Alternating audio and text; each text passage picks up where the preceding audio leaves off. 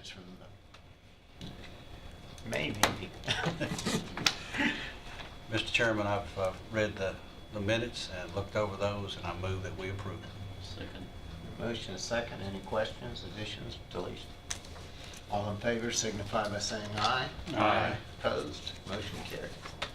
Well, I could put my glasses on to read the first group on the agenda. I think. Hard to believe, isn't it? Yeah, I've been on this committee for, I don't know, 12, 13 years, something like that. Somebody's And this is a first. It's probably a mistake, but we'll take it.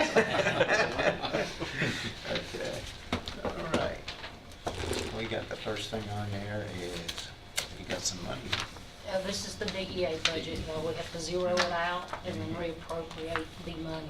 So, 128,403, we're gonna use 107 of that, and put it to the proper line items for the expense accounts.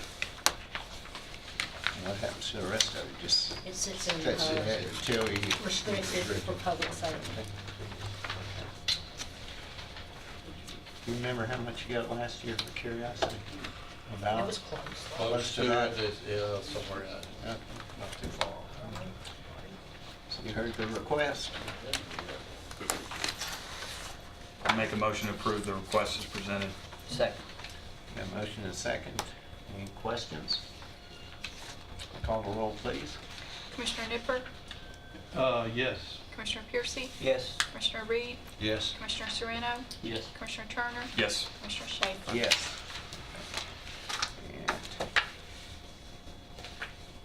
is there anything we, We have a behind the reports, if you go through the reports, there's a request to, or approved from y'all to research and apply for a loan matching grant, a quick grant. You find that? I haven't got anything yet. I'm looking at it. It'll be, yeah, it'll be the report after So you got your motor vehicles ordered? Some of them. that. Some of them, Some. not all of them. Okay.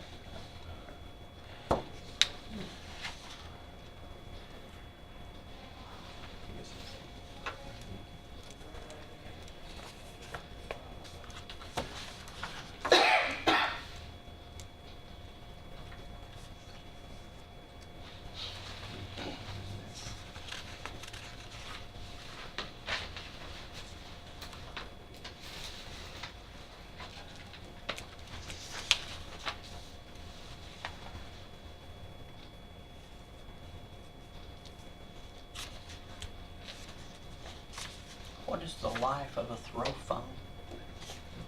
We had one for 20 years. 20 years, right. It's not working anymore, It so. finally threw one time too many. Yeah. The one we've got now is 20 years. It's been a while back and something about that come up. We keep going for these We keep going grants. for these grants Okay. and just see if we can find one available to You us. still ain't got one? No, sir. Firehouse subs, I think was the last time we tried, and they Yeah. turned us down. Yeah. So as we find grants, we'll request and go for it and see if we get it. I'll make the motion to approve their request. Second? Motion and a second. I guess this, you should get it. It would come back for Right. approval Yes, sir. then? Yes, sir. Okay. Further, any question? Still matching funds. So, all in favor signify by saying aye. Aye. Opposed? Motion carries. Before y'all leave, I just want to mention something to the other commissioners on this panel right here. Back in May, I met with Don Odom and Bill Spurlock, along with our planning commission director, engineer, as well as our road superintendent. And then we met in a meeting discussing the new Rockwell School out here and the traffic that we have there. And Thompson Road come up and what would be the problems we'd have there and how that would be expanded once the new high school was begun. And there were concerns about Thompson Road and where it would go from that area. So after that meeting, I contacted the sheriff's department there and asked for some help to get some information about Thompson Road. And I just wanted to mention this to the rest of you, that if you run into situations like this out in your districts or area, But they have equipment that they can place on these roads now that they can do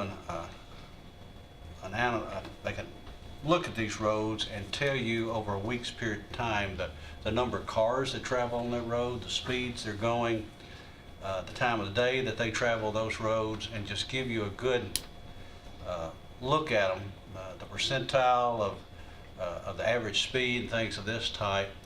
That can tell you real quick what we're looking at out here on these county roads and before we ever do anything to them.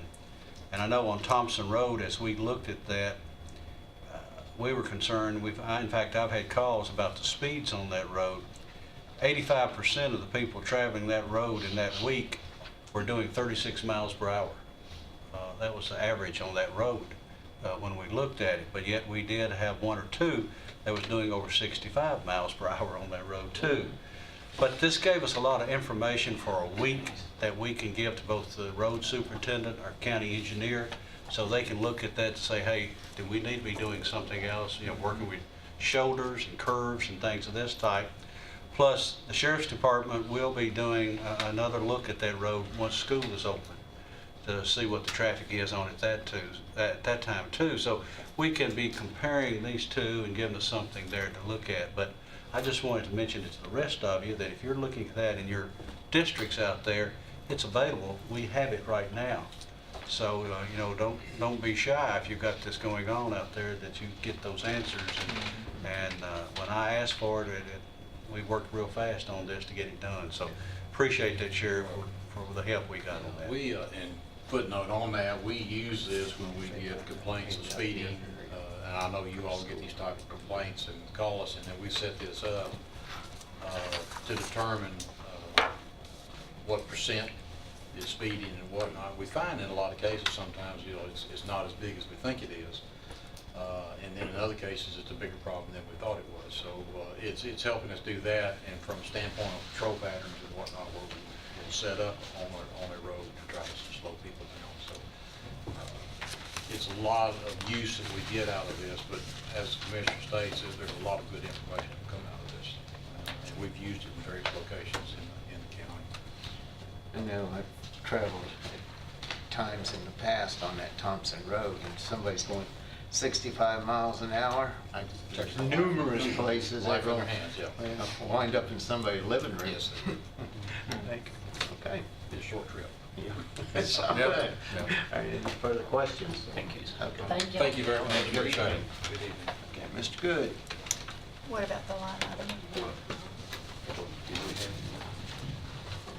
Oh, the report. Yeah. We'll take a motion on the report. Make a motion to approve the report as presented. Motion is second. Any questions? All in favor signify by saying aye. Aye. Y'all need to watch us because we will run out real quick. Yeah, listen, we looked at it and everything's up there. I think about the lowest thing was we ordered some motor vehicles, and that was, 81% still left. There you go. All right, Thank you, Miss Scarlett, keeping us straight. Okay. Good afternoon. How are you, sir? Doing well, thank you. You should have the report for June there in front of you. And in the month of June, we had a total of 14 injuries requiring medical attention. That brings the total for the year to 124. And as you see there on the right side of the page, of that 124, 91 of them are OSHA recordables. 31 of them had restricted days.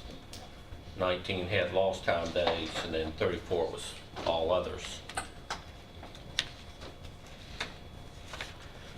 On the next page of your report, the graph shows this year as compared to the two previous years. 124 this year compared to the same time last year of 107 and the previous year of 87.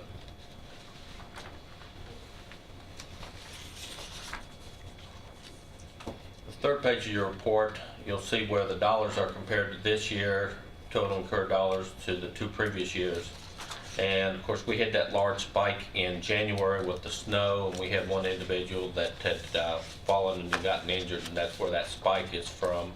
Of course, those dollars are not locked in yet. It still takes a year for those dollars to settle down, so that may still come down, but right now, we're at $393 compared to $253 last year.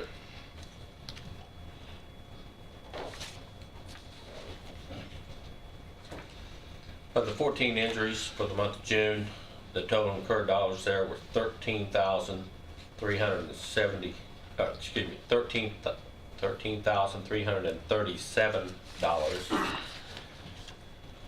And of the injuries, 7 of them were with the Board of Education.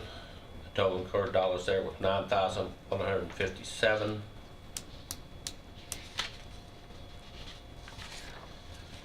The county general also had 7, and the incurred dollars there are $4,180.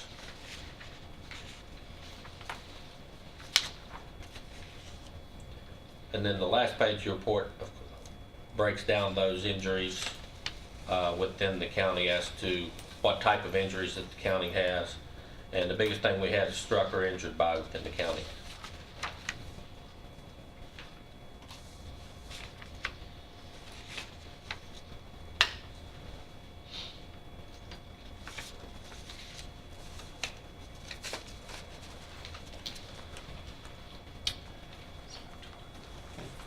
Questions?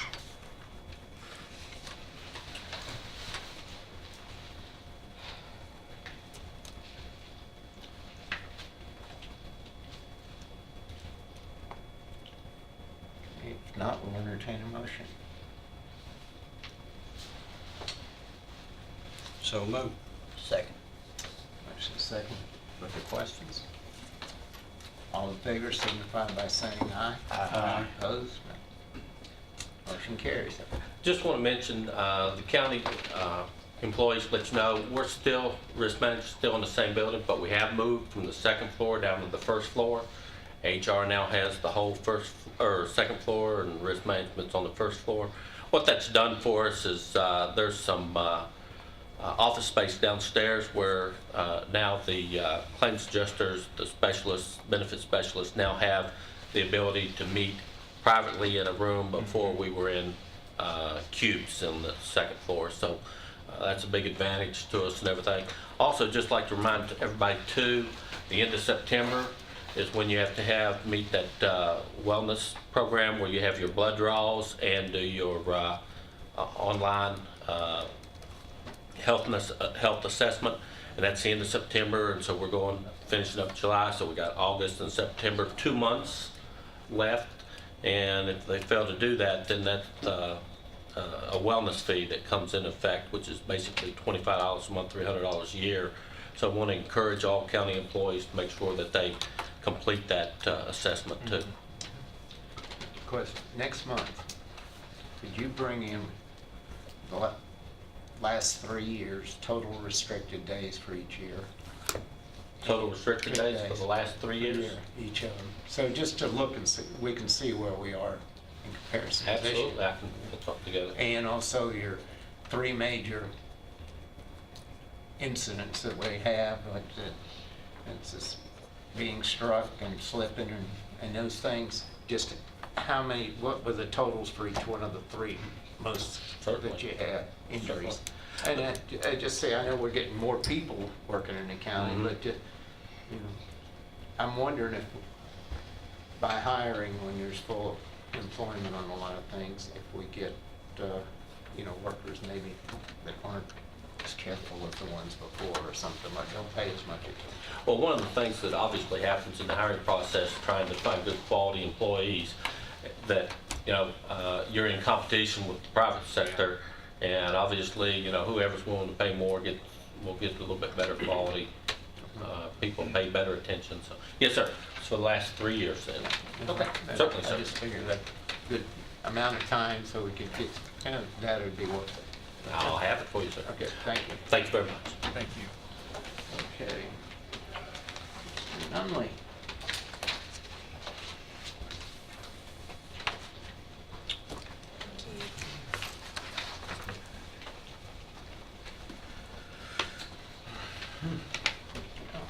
How are you tonight, sir? Good, how are you? Good.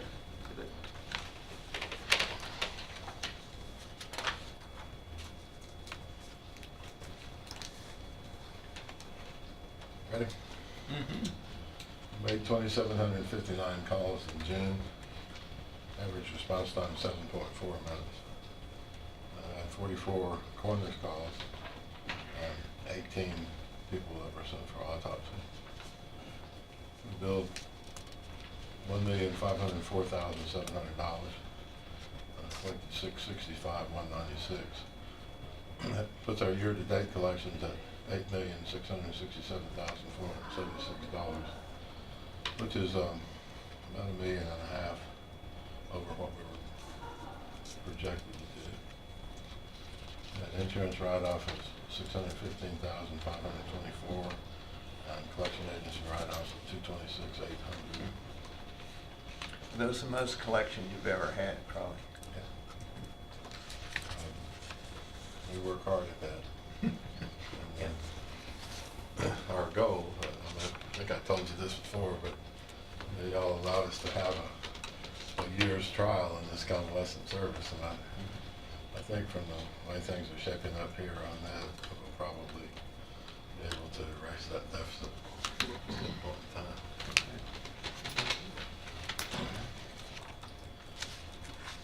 Table at the bottom of the page is our vehicles, the mileage, how many miles they were driven, the maintenance costs, fuel costs, operating costs, cost per mile.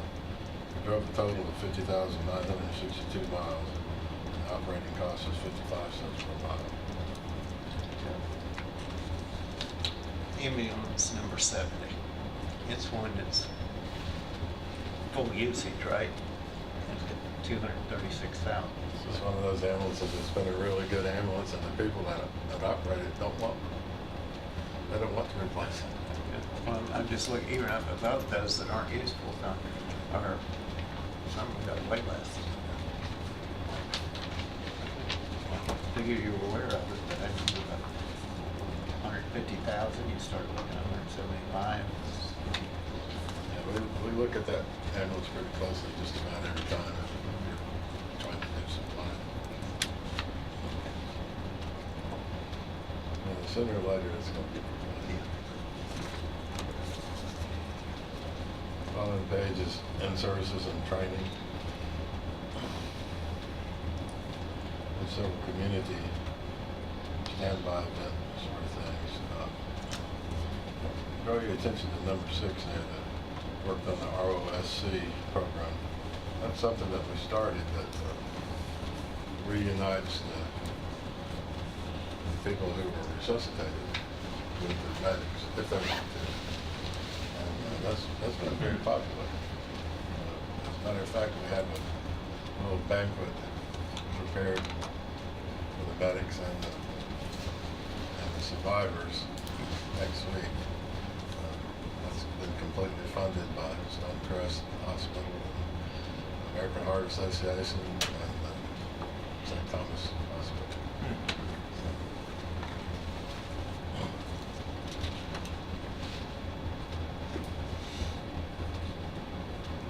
Not anything else on there other than just kind of the standard sort of things that we do every month.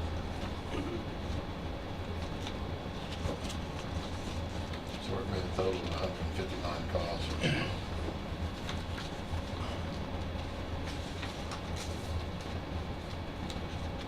The last thing I have there is the sick hours that I've been reporting, just simply because that's something that I think only departments that work 24 hours a day, 7 days a week have to contend with. There's not much way to hide putting an ambulance out of service. We try not to do that. But it tells its toll at the end of the year when it comes time to try to balance on overtime budgets and regular budgets. And I've recommended to the mayor and to the Human Resources Director some ideas that I think that might help us there. But we'll see how that goes. That's the report, sir. On your report, you had down here, it's your RC EMS Honor Guard. You can see we're they've been active. They were at the Dixon County Deputy's funeral and the VA Flag Day ceremony, but they were also out at the Blue Angels Memorial dedication at the actual crash site. And that was a very warm day that they wore those uniforms, but they did an excellent job in their presentation of the colors and the flag, and I just want to thank them for what they did there. I mean, it was sort of a replay of what that is all about up there on the wall, and that was recognizing 2 years after that actual crash and what they did, and they should be remembered for what they did and all of that. I'll pass that along to them. Okay. Also, you got 4 new EMTs that are going to get scholarships through their paramedic school. We'll get 4 and then we'll lose 2. So a little bit of Stonecrest put out there, it was one of the 4 was from Smyrna. Stonecrest wanted to sponsor him, so because of that. But it was good to see him though. At least, when you're doing it, we got a chance, right? Yeah, that's been the best, the scholarship program has been the best thing that we have ever done to recruit medics.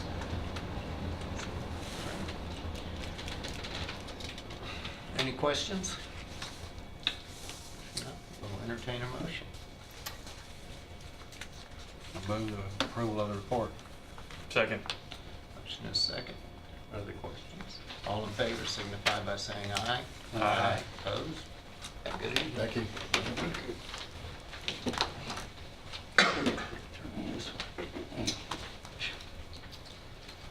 Okay. How are you, Chief? Good, you?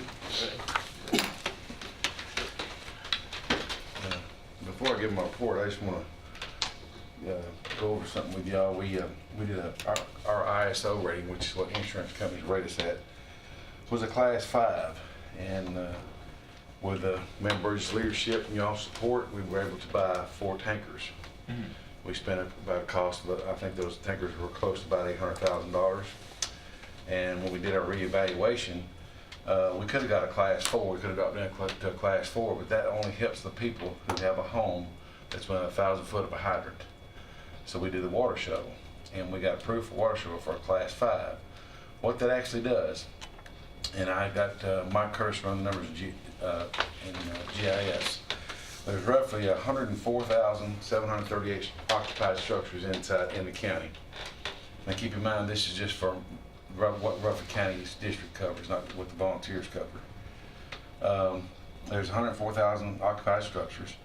There is 9,982 homes inside our district that are more than 1,000 feet from a hydrant. They're less than 5 miles from the station, but they do not have a hydrant. What this ISO rating does, it gives those people who do not have a hydrant the rating of 5. It drops it from a 9 to a 5. And based on what figures I can come up with, and these are rough, that drops their homeowners insurance about $600 per year.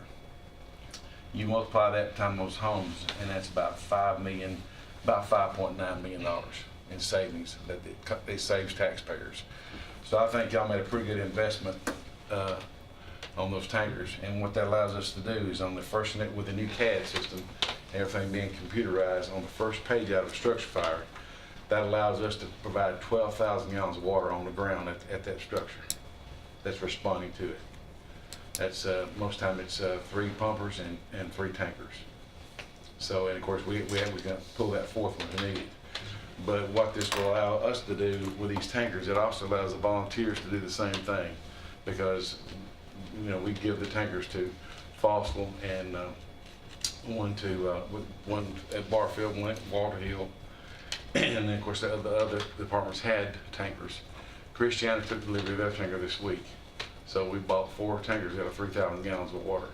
So it will allow them to when they get reevaluated to also use access those tankers to provide that same insurance providing out to what they're. I think all of them are class 5s except for Christiana, and they're looking to reevaluate theirs. I think they can get to a 5 pretty easy, and also provide those savings to everybody in their district that does not have a hydrant. So, to me, that's pretty huge. Anytime we spend money that saves taxpayers money, I think they get a return on the dollar. And so,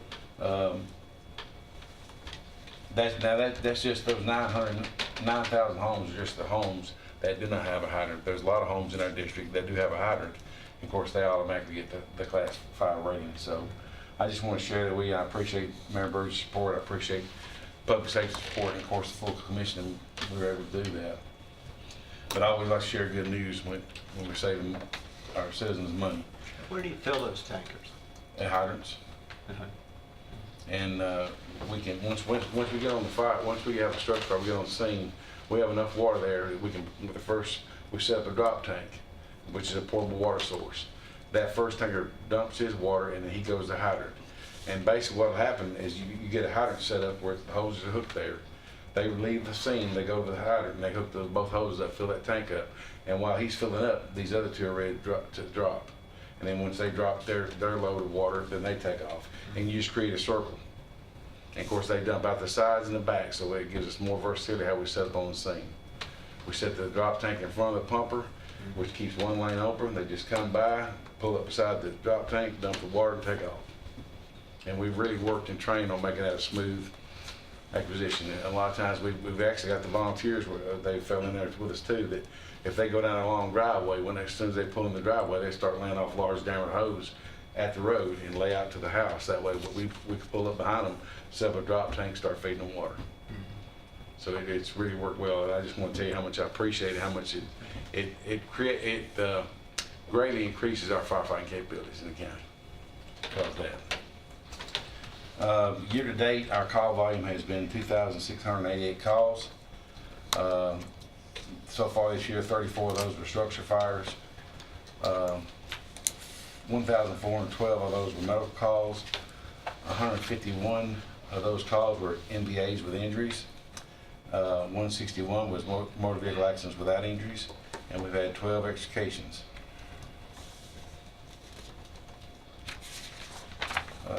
Just the monthly report, we had 457 calls.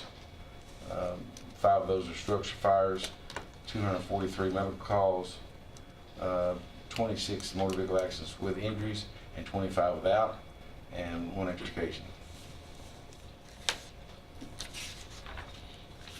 The total call volume for the county, with all volunteers included, is 3,435 calls.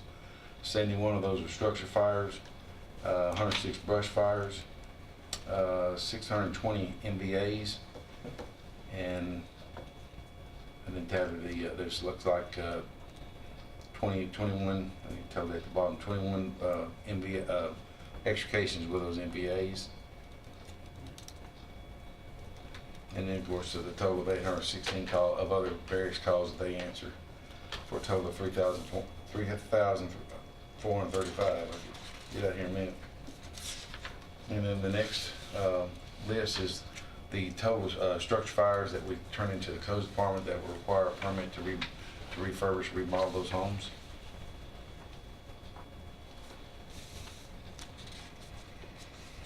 And then the last sheet is the fire investigation report.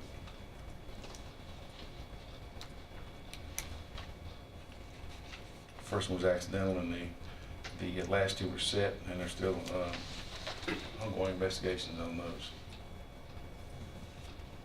And that's my report. If you got any questions?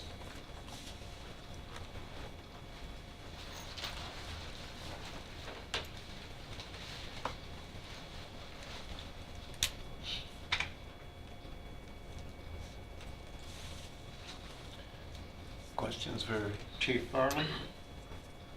If not, we'll entertain a motion. Motion to approve this report is presented. Second. Motion second. Questions? All in favor signify by saying aye. Aye. Opposed? Thank you for Thanks your again for your input. support.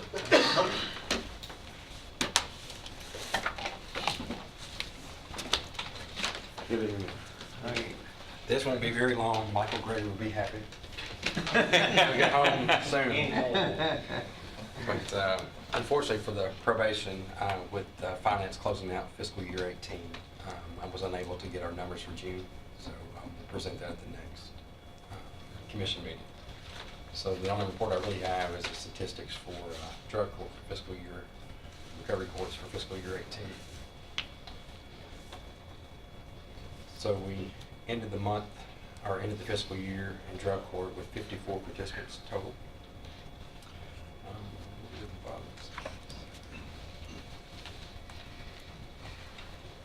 We had 23 graduates for the fiscal year last year in drug court, and I believe we only had 5 terminations.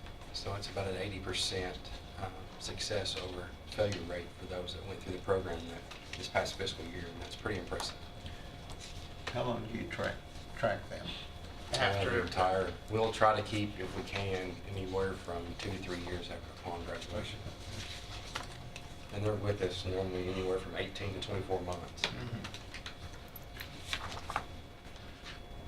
54 is a lot. Still quite a few. Still the biggest problem we have is opiates. That makes about 35% of all of our participants. That's their drug of choice.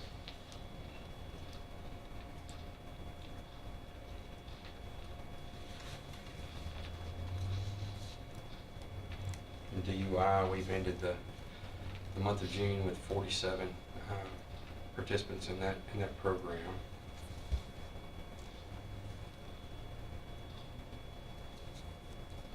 We had 31 graduate this past fiscal year in DUI court. We had 0 terminations and 100% success rate in our DUI program.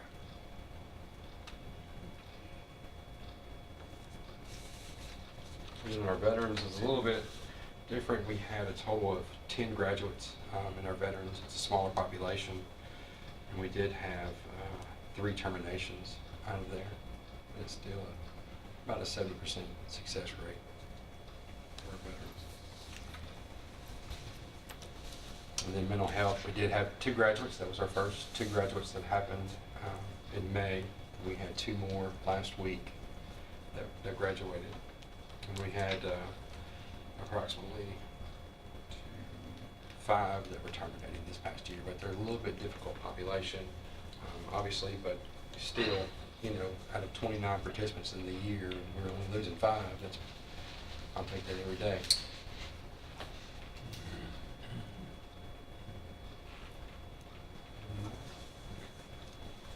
You have to answer any questions you may have?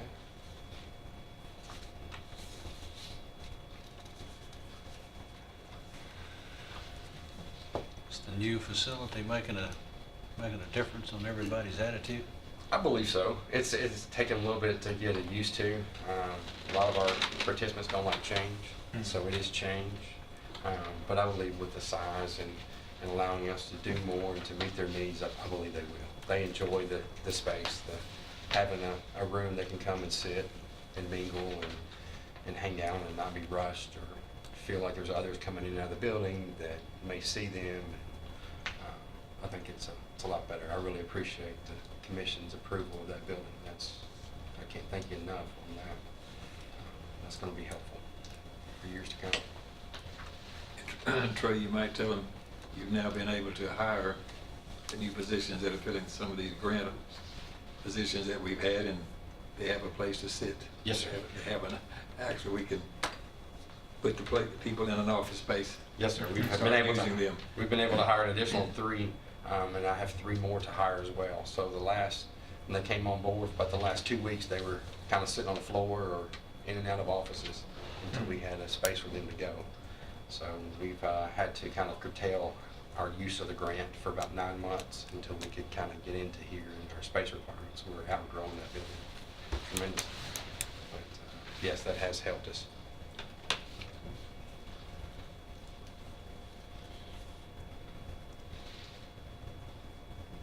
No further questions, we'll entertain a motion. Make a motion to approve the reports as presented. Second. Motion is second. Further questions? All in favor signify by saying aye. Aye. Opposed? Motion carries. Very good. Appreciate it. And Mr. Chairman, we will say that we furnished this building with all of our furniture that was left from the judicial building that we moved from.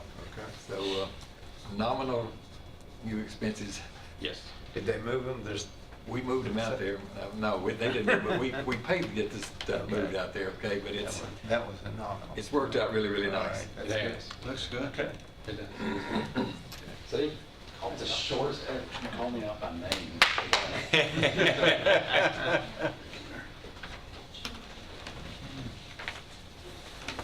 So on your iPad, there's the May and June report. I wanted to kind of hit some of the highlights kind of overall for the fiscal year, and I've given you this printout here on this little page to kind of let you know where we've been. Our intakes were up a little bit over last fiscal year. 100 of that number was done on the final night of the fiscal year with the cat confiscation. So if you look at those numbers, we were only up a couple of hundred over the prior fiscal year. I was a little bit concerned for that because we've been tracking down, but if you also look at our population, we should be going up a little bit every year. What we're excited about is when you start looking down at the outcomes there, our adoption and reclaim percentage for our dogs was 92%, and our euthanasia rate was 7%, which gave us a live release rate of 92% for dogs. And then on the second page, you can see our live release rate for our cats, and that includes our TNR numbers, was 89%. And then our other animals, which are wildlife and farm animals and whatnot, was a 75.7%. So when you look overall at our live release rate for last fiscal year, we were at 90.0%. Our goal has been to get to 90%, so we were there, and articulate death over that. You can see where we've come. I mean, just a few years ago, we were euthanizing, 86, 88% of our cats, and last fiscal year it was 7%. So we're excited over that. We did see our call volume go up for the fiscal year. Our call volume was up about over 10.5%. And then our mileage was up also just about the same. So as the county's growing, our call volume's increasing and will continue that way. And of course, that manpower and gasoline and vehicles and all those things go hand in hand. This year, we also tracked for the first time the number of volunteer hours that we had at the shelter. So every month, I've been keeping up with those, and we had 6,261 volunteer hours last year, which equals 3 full-time employees. So folks coming into the shelter make a huge difference. That's we have 21 full-time positions, so that added additional 3 that we didn't have to pay for.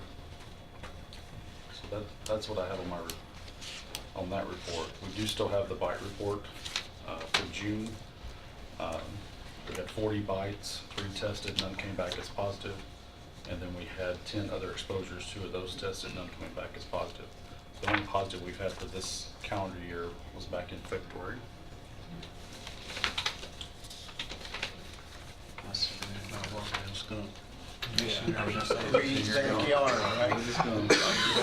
There's been quite a few positives across the state, but thankfully we've maintained.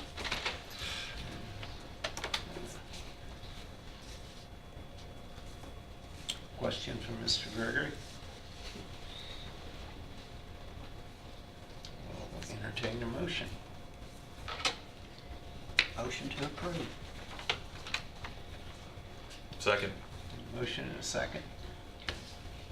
All in favor of approving the report signify by saying aye. Aye. Opposed? Motion carried. So, Mr. Gregory, when did you come here? I came in February of 2011. 2011, Yes, sir. okay.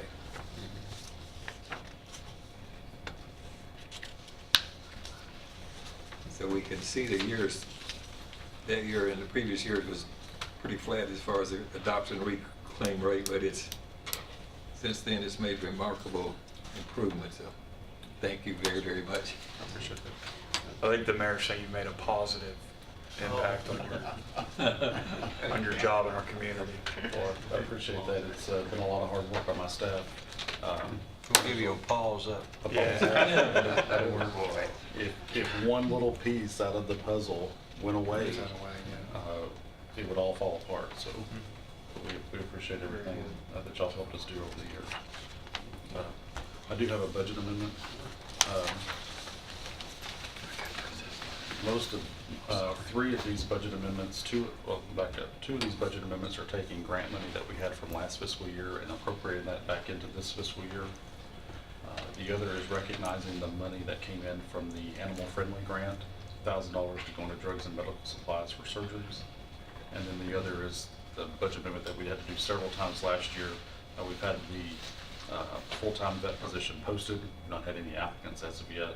So it's moving additional money from that line item over into the vet services to pay for the contract vet that still comes once a week to help us out.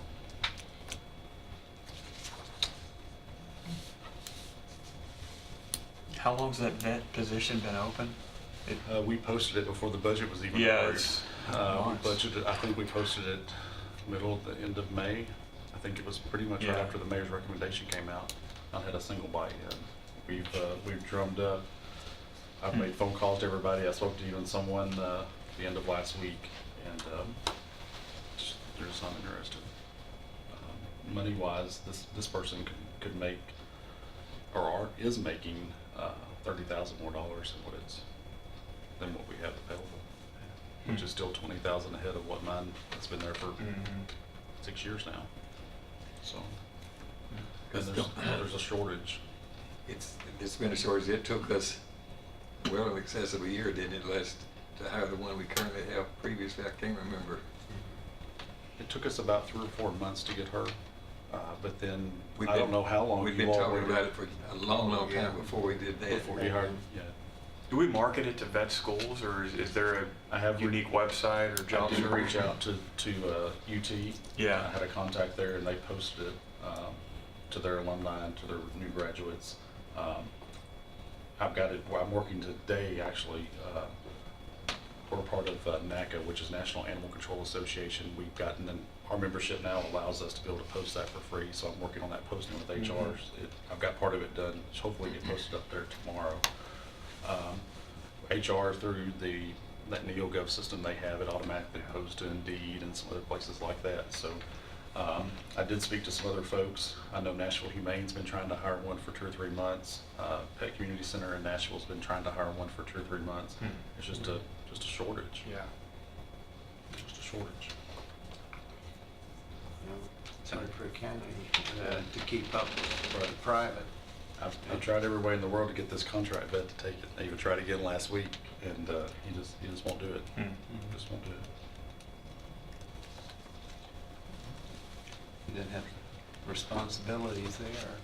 He likes his other job and more He's got money. a little bit more freedom and more money, so he said, no, I'm good where I'm at. Yeah, just pay for some various and other sundries for the contract.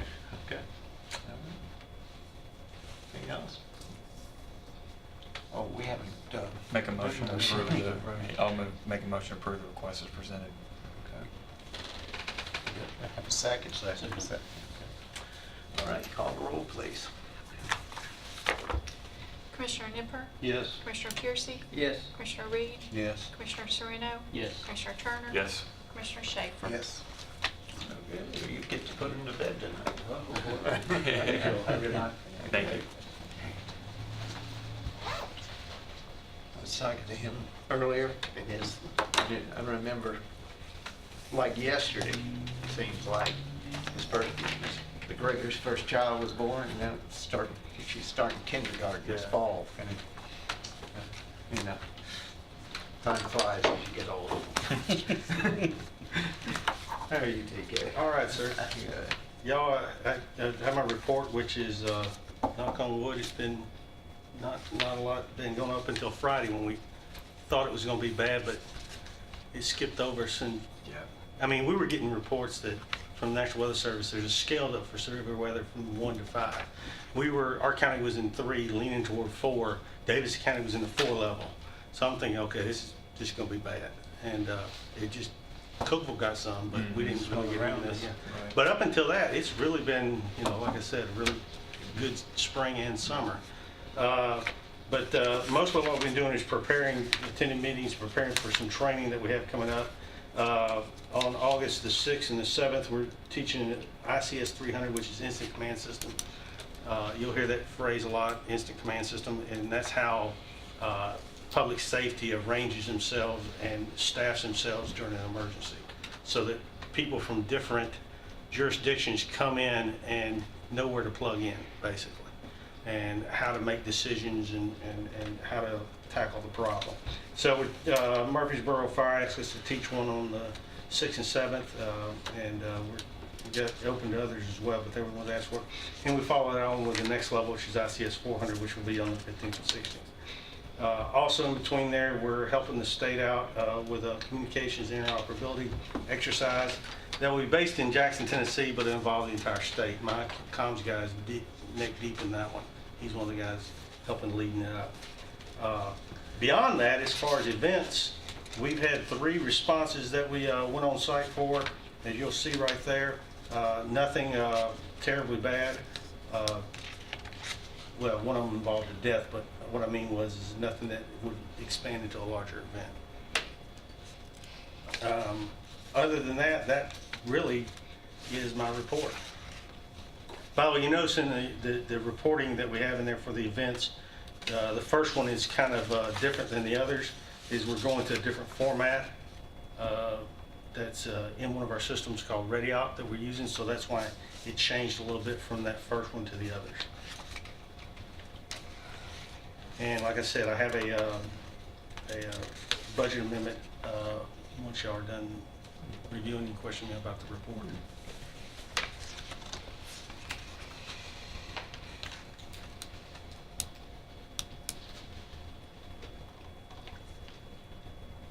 I move we approve the report. Second. Motion is second. Any questions? All in favor signify by saying aye. Aye. Opposed? Motion carries. Our budget amendment is similar to what Michael just came in here with. We have Homeland Security grant monies that seems like every year it arrives at our level a little bit later. It's got to start at the federal level, the state, and then down to us. So it doesn't always get spent by before the end of the fiscal year. And that's what this is. It's simply rolling over monies that weren't spent. These monies are earmarked for items with public safety agencies throughout the county, but they have their processes as well as we do, and it is time consuming, but we just want to roll that money over to this year from last. You heard the request. Motion to approve the request is presented. Second. Question? Call the roll, please. Commissioner Nipper? Yes. Commissioner Piercy? Yes. Commissioner Reed? Yes. Commissioner Serrano? Yes. Commissioner Turner? Yes. Commissioner Schaefer? Yes. Y'all have a good evening. You too, thank you.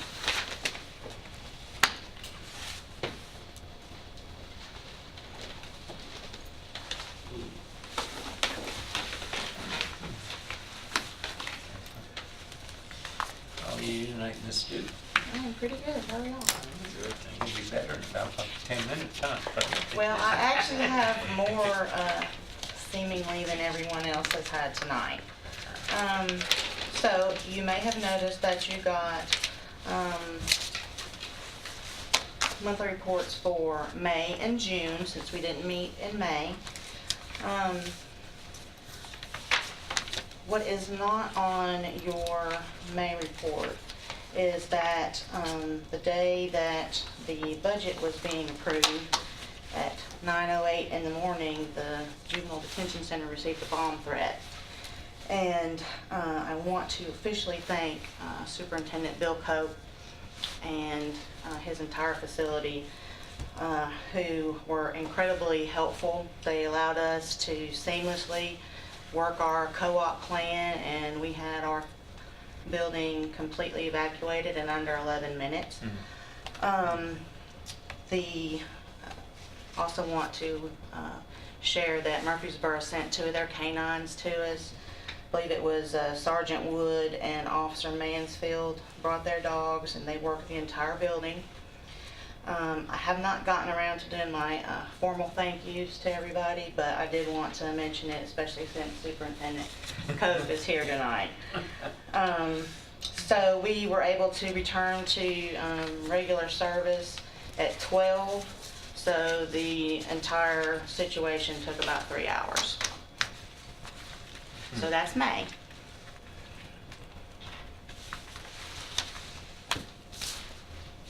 don't know if you want me to keep going or... Okay. So then for the month of June, that's going to wrap up our year, so our yearly totals are on there. A couple of interesting items to note is that we've probably billed more money this year than we ever have. We billed out $758,100 for the year. You'll notice that Wilson County had a $10,000 month. We actually received that that check already. However, they made it out for the wrong amount, so it's going to take a minute for that to clear out and the correct amount to be written. And then I just also wanted to note that over the last 3 years, we have had some increases in our facility based on some behavior issues. And this all goes back to those new minimum standards and what we are able to do and not do anymore. And it's not just us, it's across the state. But just to let you know, our ER trips, which also means overtime, and our assaults, that would be detainee on detainee, have increased dramatically this year. So I just wanted to bring that to your attention. And you attribute a lot of that to the changes in the minimum? Absolutely. Hmm.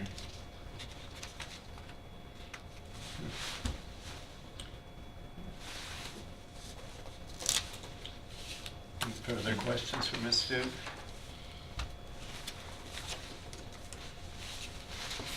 None. I'll entertain a motion on both reports.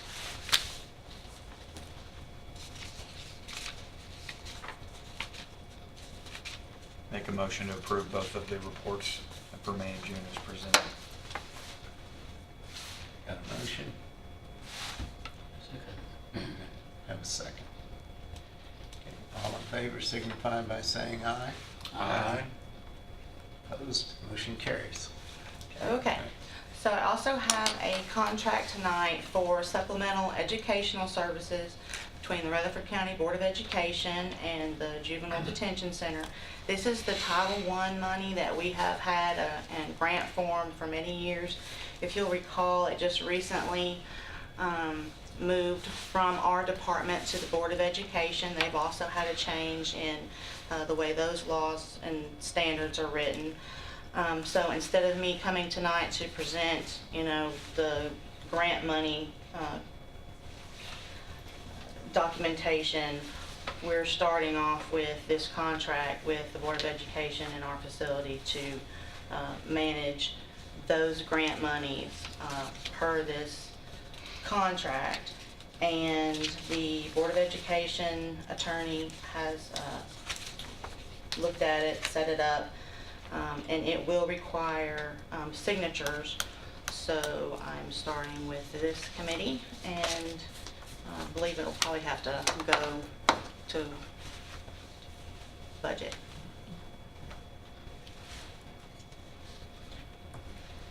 Mr. Reed is the one who looked over the contract. Lauren Bush with the Board of Education is the one that set up the contract. It's actually a very simple contract. Basically, it's just allowing them to take the money and apply it to the person that works in our department for their salary, and to make sure that we abide by hitting the dates for getting all the documentation turned into them so that they can show the grant funder that the program is being handled correctly. Now, Ms. Duke, is this all of the money that's going to be supporting the Title I activity? No, the federal fiscal year is slightly different than our fiscal year, so there is some carryover money that will come in a little bit later and be applied, and it will finish out the employee's salary, but it hasn't been released yet. But in any event, this staff person is the only staff person you have providing this particular Title I support That's education? correct. And they believe that when all of the grant funds are completely released, there'll be enough to completely cover his salary and then a little bit for supplies for education. So that person is employee of the school board or of you? He works for me, but the county will pay for his salary, and then it is reimbursed by the Board of Education. Okay, so all their role in this is basically handling the money and reimbursing us for the expenses that we've incurred with this particular staffing person and his supplies, et cetera. That's correct. All right, just wanted to be sure. This does go to budget committee, doesn't it? Any contract we've got handling money would have to go on the budget, I believe. Okay. Needs the signature of the County Board of Education Superintendent and They have the juvenile detention listed on it, but since I'm not authorized to sign contracts, we usually let the mayor sign contracts in my place. yeah. Does the attorney, let's put it this way, the attorney on our side of the fence need to look at this, or does she, really, same office? She's their and she- attorney, and we can let him review this, but it's really pretty simple in its scope. Yeah. It just seems like we've never really had one that I remember going the way this is. That's all, okay. It's still get hard to imagine what's the necessity of this, but Yeah. we have to do it. It's taking it from the right hand and putting it in the left, is what it sounds like, right? Okay. Okay. So the attorney has looked at it.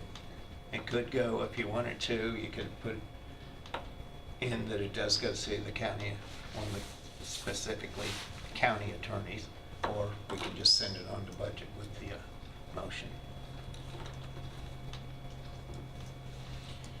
Do we need- Mr. Chairman, I move we send this on to budget. I'll second that. And authorize execution. Yes. Should we have them change it to the county mayor instead of juvenile detention down there? Yeah, we'll just mark that out, or she can get that changed. Yeah. Okay. All right. All in favor of sending the contract to the budget, signify by saying aye. Aye. Opposed? Motion carries. I think that's all I have. Thank you. Thank you. Some weird ones. You've had some weird ones recently coming through your department. I'm sorry. Not you. Thank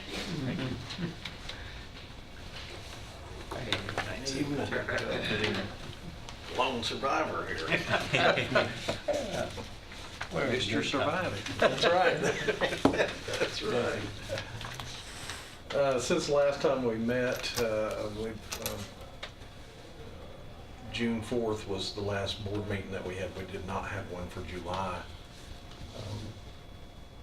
Just a couple things to note on that. That meeting was Sergeant Peralta, who thankfully and graciously you all promoted to Lieutenant Peralta through the last budget, was recognized recently at Adult Education Graduation for help coordinating new classes and getting an additional teacher out there with us at the work center. So just like to make note of that. Also, we noted that at the time we didn't have any vacancies. I think we have one now, and our turnover rate is lower than it's been in years. And one thing that wasn't, that's not documented but was noted and recognized by the mayor was the fact that we like to just congratulate our supervision administration team. We went a whole year without any budget amendments, so I think that's something to be proud of. So, there wasn't, we didn't, like I said, we didn't have a meeting in July. Our next one will be in August when we get back from Minnesota. We're going up to the American Correctional Association to accept our accreditation for our third year. Next is our work release program numbers and stats. Just a couple things I'd like to go over.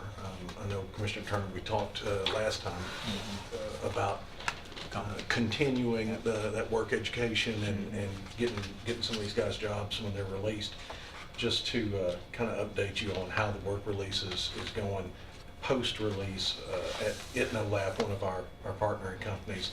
We still have 3 people who've been released from incarceration who are still working there. Max Steel, we have 2. Metal Max, we have 2. BVA Systems, we have 3. Swanson Christian Products, we have 1 still working there. Store Open Solutions, we have 4. And then 3 of those, out of those numbers, are in supervision roles. Okay. So, Good. you know, that is, that kind of justifies why we have a work release coordinator who does a lot of work with those guys personally and helps them once they get out. So that's a little bit of the follow-up for when they get out. Our yearly activity report is, there's no significant changes. Our head count stays about the same. One thing that you'll notice throughout that year there is our emergency room visits have gone down tremendously than the previous years. In part, that's because we've started a new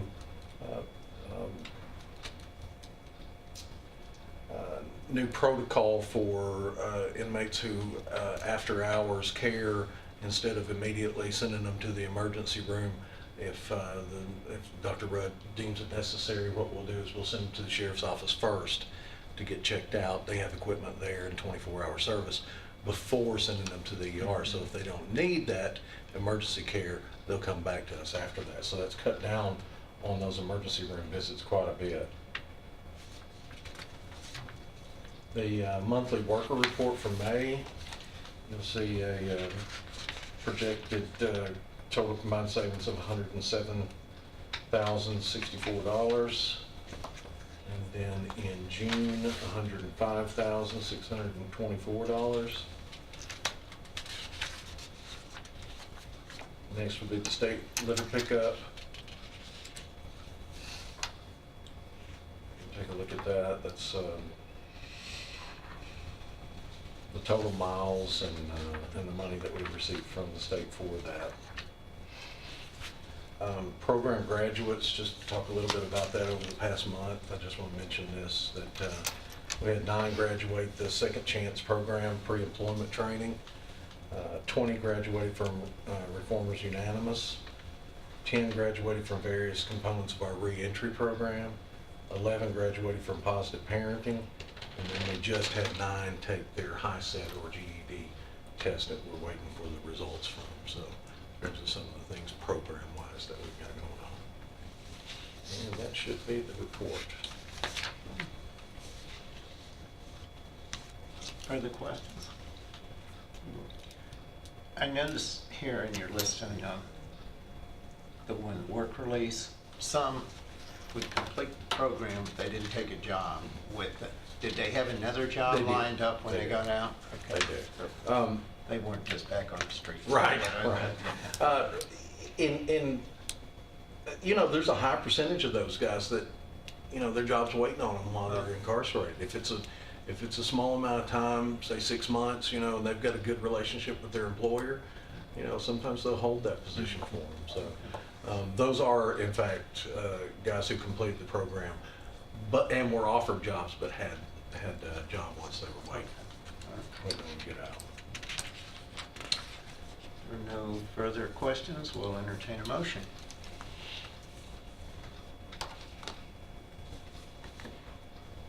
Motion to approve the report as presented. Second. Thank you. You may be here all night. Let's please not do that. All in favor signify by saying aye. Aye. Opposed? Motion carries.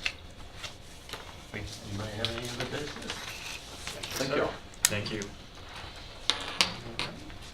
Well, then, we are adjourned.